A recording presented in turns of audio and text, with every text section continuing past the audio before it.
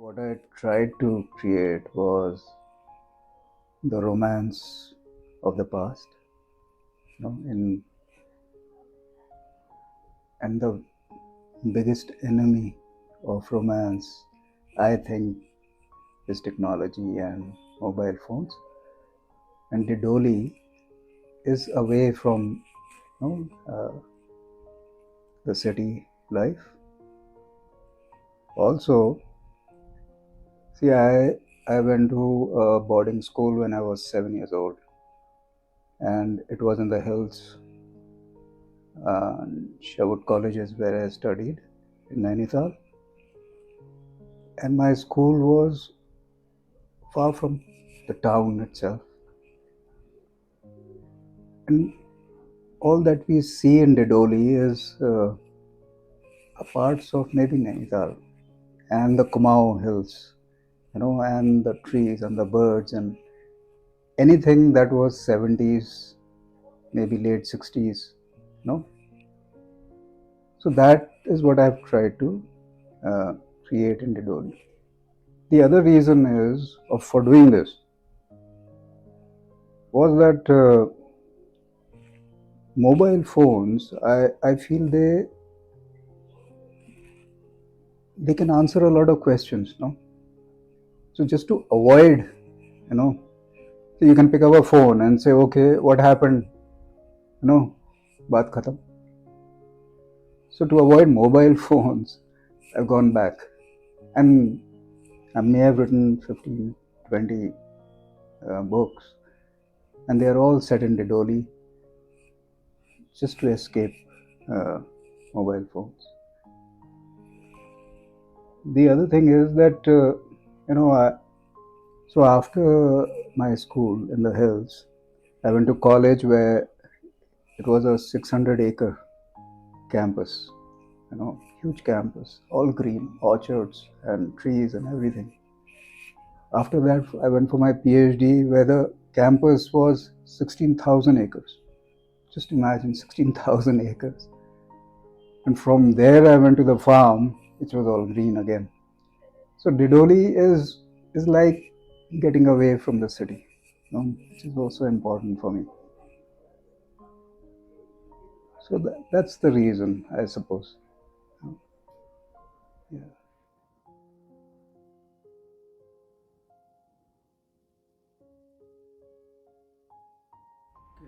Okay. Visitors to the house began about 7 years ago, and it was the story of a dog. And this dog had lived with his master, which was a cousin of mine, for 17 years. I thought that was exceptional. And then I started calculating, and it turned out that the dog was maybe 120 years old, in dog years. So that was how it began.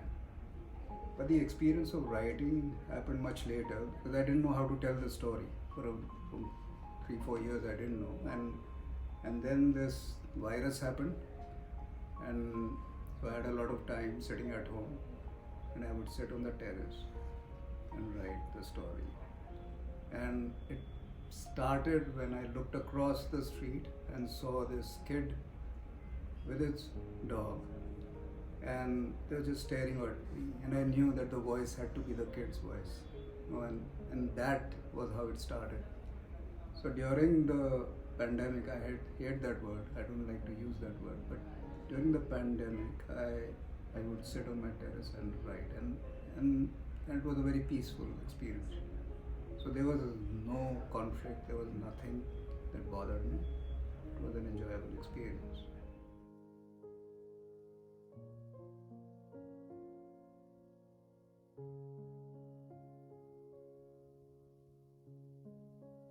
I think it does that absolutely. And even if you become a big industrialist, you are your childhood, nothing beyond that.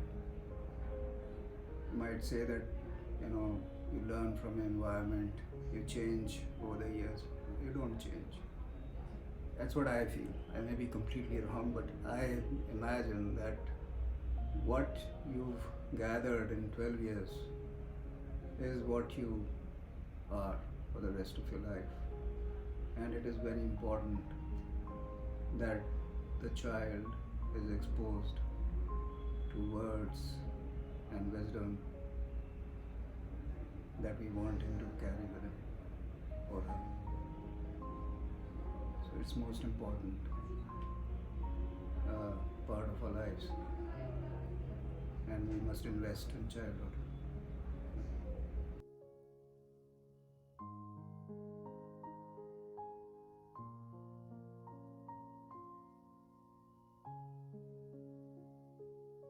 No, see, schools have their own role to play. Teachers give you knowledge, they give you skills. The real development of a child is at the hands of the parents, the relations, the neighbors, the extended community. Teachers are part of that community, they are the elders, and they will obviously bring things to the classroom. But this emotional development of a child happens because of parents, the mamas, the chachas. What role do they have to play otherwise? The buas and mammies, what role do they have to play? They just have to set a good example. That's it. So I think schools have their own role to play. Parents and relations and neighbors have an even deeper role for the growth of a child. Every child belongs to us. That's how they grow.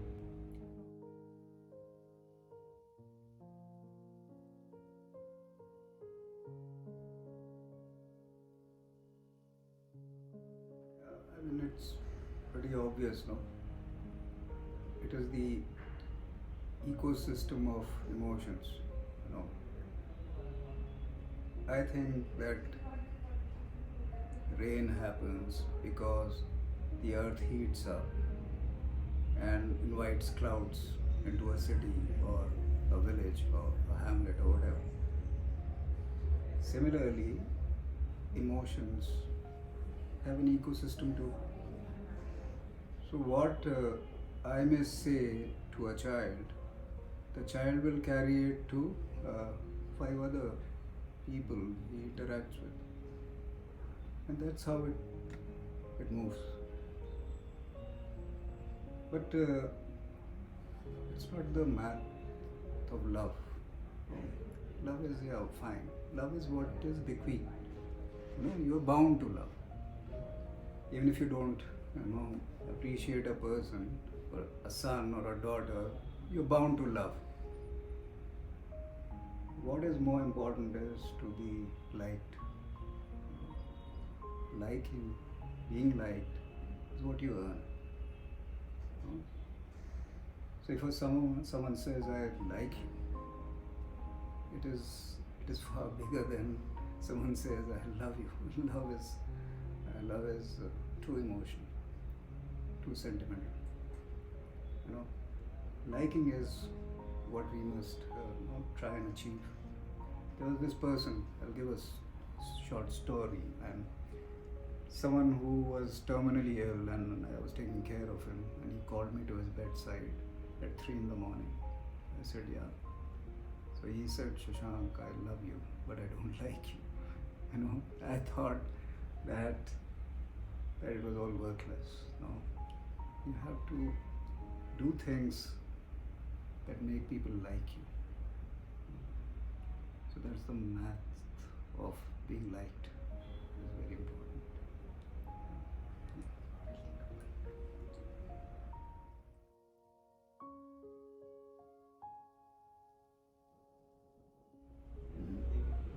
Yeah, that's what I've said in my biography in the book, that I'm an escape artist. I'm actually a freedom artist. Escape means freedom. And I think again, this is about people letting you be free. It's not about you. It's always people who try to hold you. For me, freedom is the sole reason for writing. It's not just concepts which should be released. No, it's not so deep. See, what happens is a writer is an industry in himself. Once you have a publisher, you you are an industry. In films, you need a whole factory. In any other profession, you need a factory. So coming to writing, writing books, is I think been derived from the concept of freedom. That you can sit in Ridoli, and be complete. That is the level of freedom. You don't have to come to the city. You can sit in a hut and still write and be everything. One person is everything. So the idea of writing itself comes from freedom. To be able to say what you want and to be able to be away from whom you want. What emotions do is the emotions as in love. Love tries to curb your freedom. That's what I imagine. If love can free you, then that's good escape. My father was the person who gave me total freedom. It's because of him that I could escape from my PhD to farming. So I was a farmer for 6 years, a full-time farmer. I know everything about farming. And from farming, I could escape to advertising. From advertising, I want to escape to just writing books. It's happened because people around me have allowed me to escape. And this love that we talked about, should actually be the meaning of love, where you let a person be, let him escape, let him do what he wants to do in life. And this is what you need to learn. This is about growing up. And you can release people.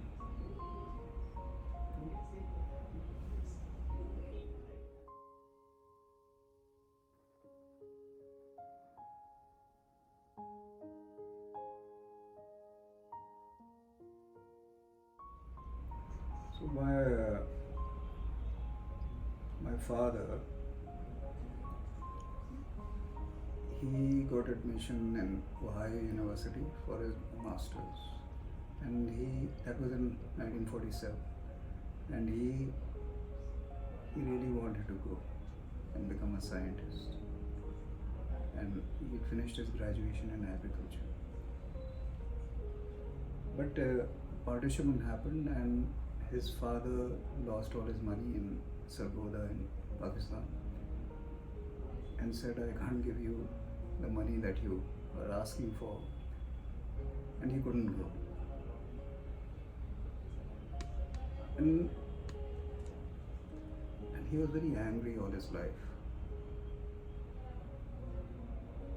It's he, my father, who ensured that nothing stopped us, my brothers, my sister, or me, from doing what we wanted to do. So when I was on the farm, 6 years on the farm, and I was writing, I would sit on my bed with my brother on that laptop typewriter, and he used to type poems and stuff. And so one day he came into the room. It was quite late. I was sitting and writing. And he said, what do you want to do? I want to know why you're so quiet all the time. I think you're not happy. So I said I wanted to be a writer. So he said, but it will take you 20 years. So I said, I know it will take me 20 years, but I want to give it a shot. I want to be a writer. So he said, go. Just like that, he said, go. I'll take care of the farm. And he was in his mid-60s then. He said, I can handle it like clockwork. You go, do what you have to do. And I think, so it's very important that people around you give you that freedom to escape. Yeah.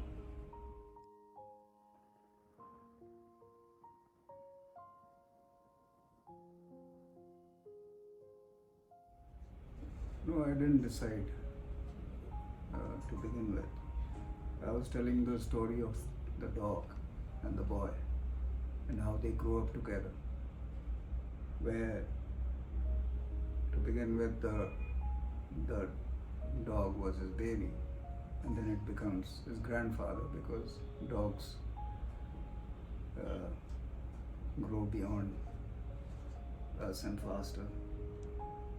That was the story I wanted to tell, and then I thought the story cannot end here because there are so many important people.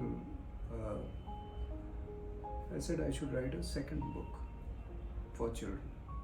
So I had imagined a single thinner book and then a series of books where the same story is told by different people. And the reason being that because we are all very different people telling these 6 or 5 stories, and the point of view would change. So if you're looking at the dog, there are 5 different views of the dog. And it is all the good qualities of people that we talk about. What is so great about a normal, sandwich eating woman in her 50s? So what is good about it? And how all those people see that person. And while this was happening, it became one story. And so in the 5th part, you can hark back to the first part of the story, and everything is again, like we say, an ecosystem of love and liking which is created.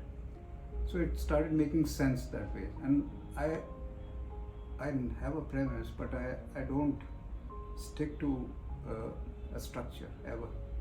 I start and I let the characters take over, and I let them do what they want to do because that's the natural, organic way. And but they have to be original. So even here, it happened like that. I didn't plan it. There's another book where I have planned it and it's been done, but here it wasn't meant to be. But it became like one larger story.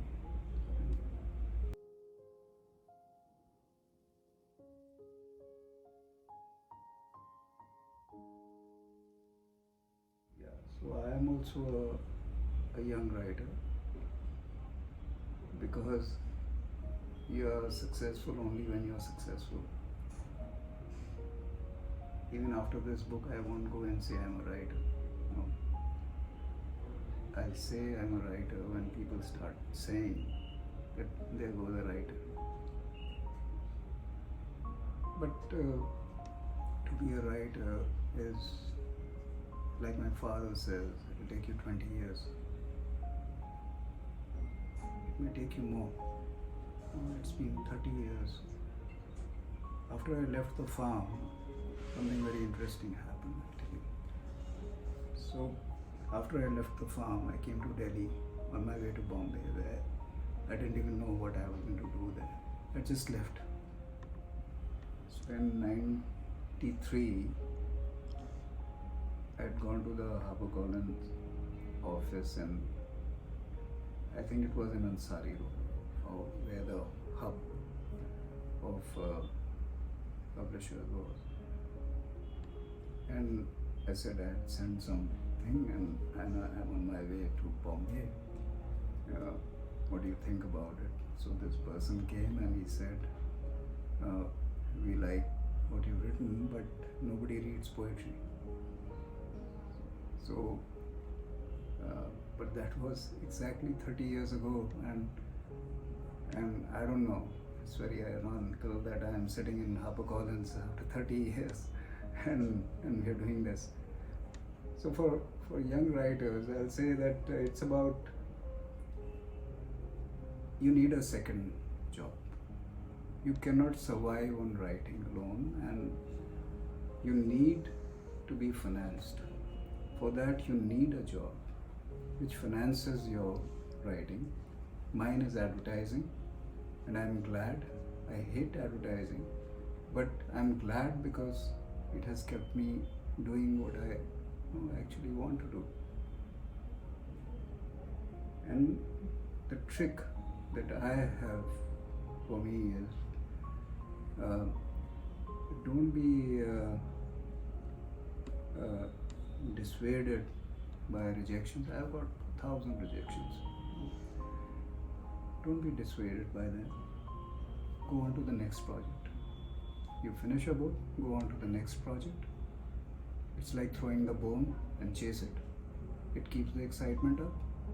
And one day people will say, oh, he's a good writer, then everything will become relevant. So keep writing, and the only way to write is to keep writing.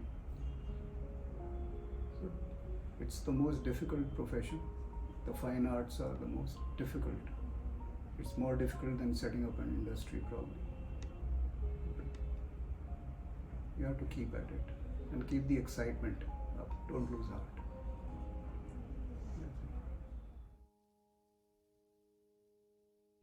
Recently, I mean, it has been happening for a while, but a lot of people have started having these conversations with strangers. So they are walking on the street, and suddenly they'll ask you, what was the worst thing that somebody has told you, or what was your first love like? These very profound questions which make you go back in time, and suddenly, like, you start crying, and you're still not over that pain or all of that. This was that sort of a conversation. So people do that. Yeah. कभी मेरे से नहीं पूछा.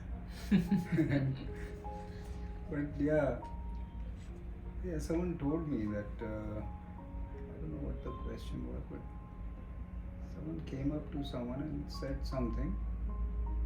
Not in India. I think it was in Mexico or something. And he was just surprised. Why should any stranger come up to you and ask you something? Maybe trying to resolve something in her own mind, and the world has changed actually, and I think it probably comes from social media. There's a lot of loneliness. You know so many people, but you don't know one or two or three people that you can actually confide in. And I feel that social media is a very lonely place to be. And because it is almost one-sided. Even working from home is something like that. When you sit in an office, like here, and there are 10 people sitting around a table and you discuss thought, you're looking at the expressions of someone who's not even in the frame. You're looking at the person's expressions, and that is where the real conversation happens. In the pauses, in the looks. When you're not talking, that's the real conversation, And in social media, it's it's all pat. It's in your face. You react. It's more reaction. Conversation is not reactive. It's about mulling, contemplating, and then answering something. There it's quick. That's where you lose the conversation, I think.